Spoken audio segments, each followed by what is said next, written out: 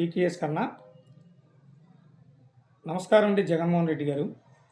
జగ్గయ్యపేట నియోజకవర్గంలో ఇన్ఛార్జిగా ఉన్న తన్ని నాగేశ్వరరావు గారు, అదేవిధంగా ఇంటూరు చిన్న అంట రాష్ట్ర కార్యదర్శి, అది నిన్న చూశాను నేను, అది కూడా ఆయన పోస్ట్ అంతకుముందు మనకు కూడా తెలియదు. వీళ్ళిద్దరూ వల్ల మీ పార్టీ ఎంత నష్టపోద్ది అనేది నేను 2-3 మాటల్లోనే చెప్తాను మీకు. ఇంటూరు చిన్న, ఇటు సైకో అంటారు ఇతన్ని, సైకో చిన్న అంట పేరు.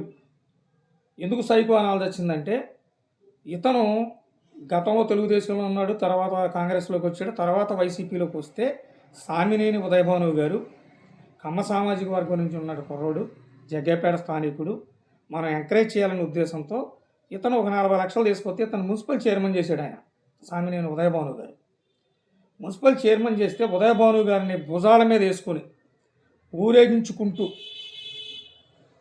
ఆయన కాళ్ళు మినరల్ వాటర్తో గడిగాడు. ఇంటూరు చిన్న, మర్చిపోయావు ఇంటూరు చిన్న, అది గుర్తుందా? సైకో. ఈ సైకో ఇవాళ సామినేని ఉదయభాను గారిని ఇంటర్నల్ కూడా ఎక్కడ పడితే అక్కడ వాడు వీడని మాట్లాడుతూ, నిన్న మీటింగ్లో కూడా ఉదయభాను గారిని వాడు వీడని మాట్లాడుతున్నాడు. ఇతను వాడు వీడని మాట్లాడుతున్నప్పుడు మీ ఇన్ఛార్జ్ తన్ని నాగేశ్వరరావు, ఈ తన్ని నాగేశ్వరరావు నేను సామినేని ఉదయభాను గారి శిష్యుడిని అని చెప్పుకునేవాడు ఒక గతంలో. ఆయన మరి వాడు అని మాటలు మాట్లాడుతున్నప్పుడు ఆపాలి కదా ఇన్ఛార్జి అన్న అతను, ఎట్లాంటి మాటలు మాట్లాడకూడదు, పార్టీకి నష్టం అని చెప్పని. వీళ్ళ ఉద్దేశం సామినేని ఉదయభాను గారిని ఏదో అంటే మేము సెలబ్రేట్ అయిపోతాం అని చెప్పి అనుకుంటున్నారు. వీళ్ళు మాట్లాడిన మాటల వల్ల కాపు సామాజిక వర్గం మొత్తం కూడా దూరం అయిపోద్ది. ఎక్కడ రాష్ట్రంలో ఉన్న కాపు సామాజిక వర్గం ఒకసారి ఆలోచించండి జగన్మోహన్ రెడ్డి గారు. మీరు కూడా ఏదో జగ్గయ్యపేటలో 20,000 కాపు సామాజిక వర్గం ఉంది, పర్వాలేదు మనకని చెప్పి అనుకుంటున్నారేమో. జగ్గయ్యపేటకి అది పరిమితం అవ్వదు, రాష్ట్రం మొత్తానికి పరిమితం అయింది. రెండోది, వీళ్ళు కమ్మ సామాజిక వర్గం, మేము కమ్మ సామాజిక వర్గం సీట్ ఇస్తే మేము గెలవగలం అని చెప్పి అనుకుంటున్నారు వీళ్ళు. అది జరగదండి. కమ్మ సామాజిక వర్గం ఎప్పుడూ కూడా తెలుగుదేశాన్ని మెజారిటీ కమ్మ సామాజిక వర్గం తెలుగుదేశంకి వెళ్ళే ఉంటుంది.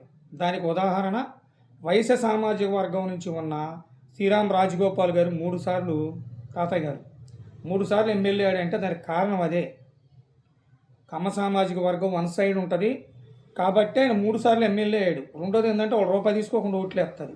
అంటే వీళ్ళు ఉద్దేశం ఏంటంటే ఆ విధంగా వెళ్ళి రాజకీయం చేయాలని చూస్తున్నారు. అది తప్పు.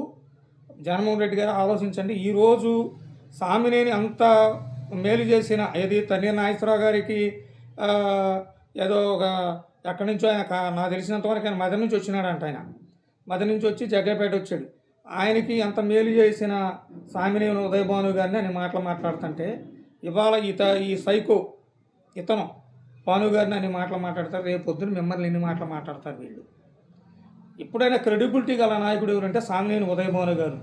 మీ వైసీపీ పార్టీలో ఉన్న ఏ రోజు కూటమి నాయకులు ఒక మాట అనేవారు కాదు. ఆయన భాష అదుపులో పెట్టుకొని సబ్జెక్ట్ మాట్లాడేవాడు. ఆయన ఈరోజు జనసేన పార్టీలో ఉన్నా కూడా ఎక్కడా కూడా ఆయన భాష అనేది టంగు స్లిప్ అవ్వదైంది.